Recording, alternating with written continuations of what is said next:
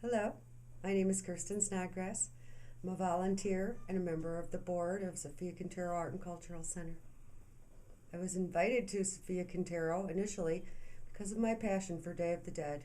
I've been building altars there some years, as I'm sure many of you know. This year, my son-in-law-to-be died, and so this will be, hopefully, my largest and certainly my most important altar to Dennis Smith.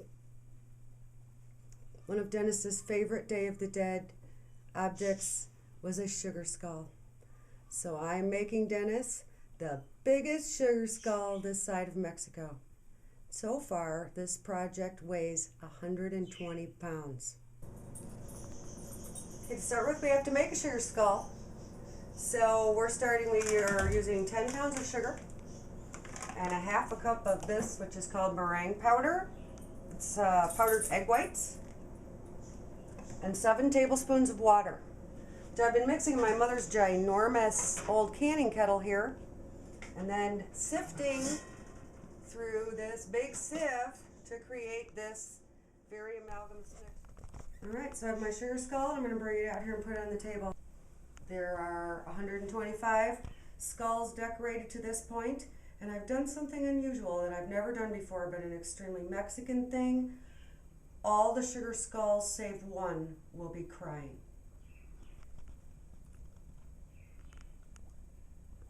Mexican sugar skulls are almost always made with tears on their faces. They many times make black tears. I did not do that, however. I'm putting special focus on blue because blue is Dennis's favorite color. And this sugar skull to the side of you here is going to be my offering for Sophia Quintero's personal altar this year. First thing we're going to do is put the eyes on.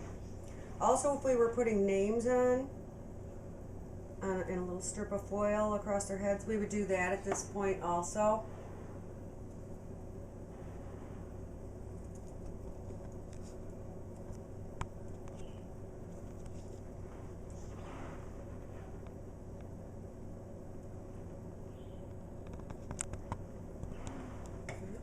Eyes. I'm using a star tip. All around here.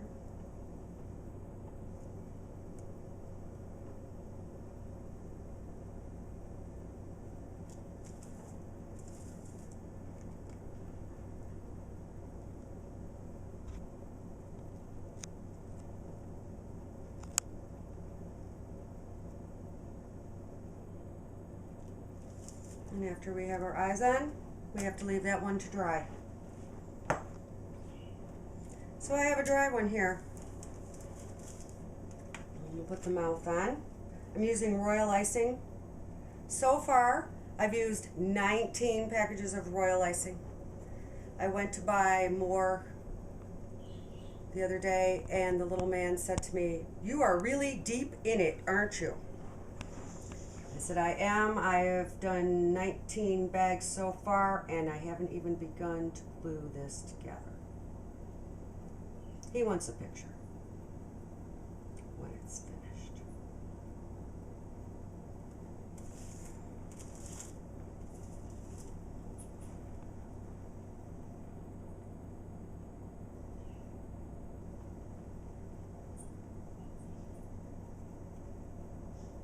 Stick.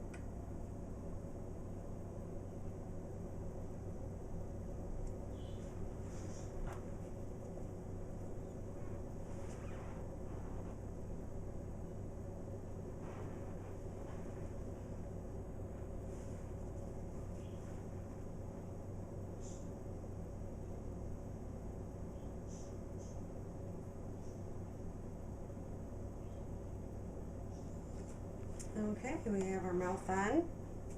We would let that dry. Alright, so assuming that we've let this dry, every one of these was moved 4 times in order to do this process. We'll put the nose on. And then for our last thing,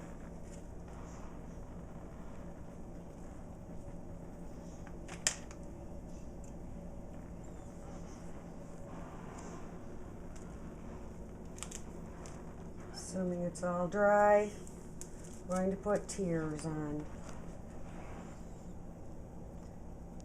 Everyone is crying because Dennis has left us.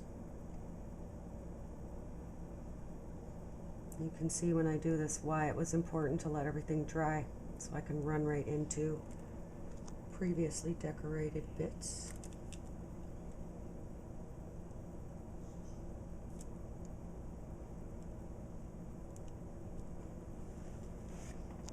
Okay. And a sugar skull wouldn't be a sugar skull without a flower. So we'll make a flower.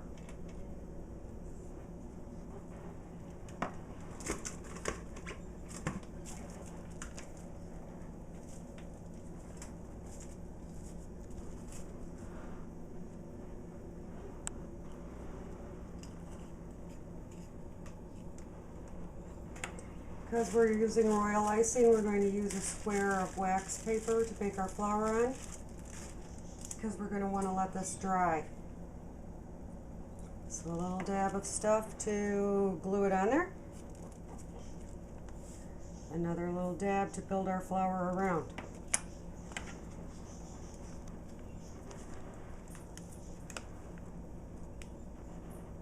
To make a rose, we start with the fat part at the bottom and just go around this mound, just like that.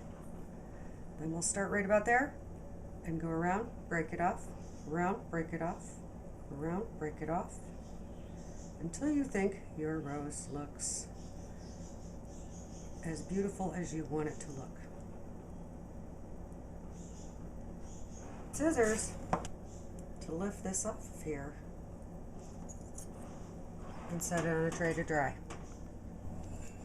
All right, so I know that the way that this piece fits against that piece, I want this color to be next. I'm gonna go around here and put this royal icing on here. And somebody said to me, are you sure that's gonna stick? Never occurred to me that it wouldn't. About 3 minutes, it's stuck like concrete. And I'm going to put it pretty much right up to the edge. And if we look at this one over here, this one, all the bottom of it is done.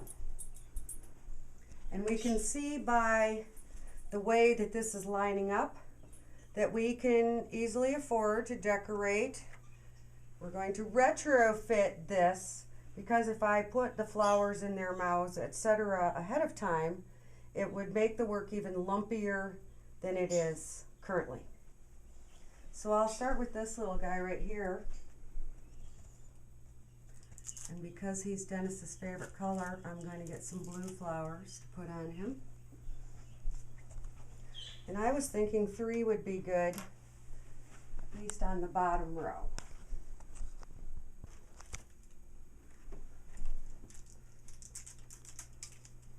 So we peel the wax paper off. Put a little dab of goo on there. Put that flower right on there. This will take a little longer to stick than it did when it was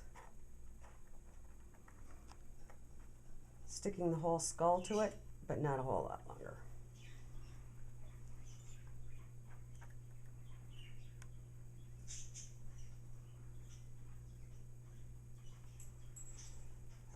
And I can move this a tiny squinch. And I have these little tiny flowers so I can put in this person's mouth. And it's a good thing because that'll help cover up that crooked one I made. A little more.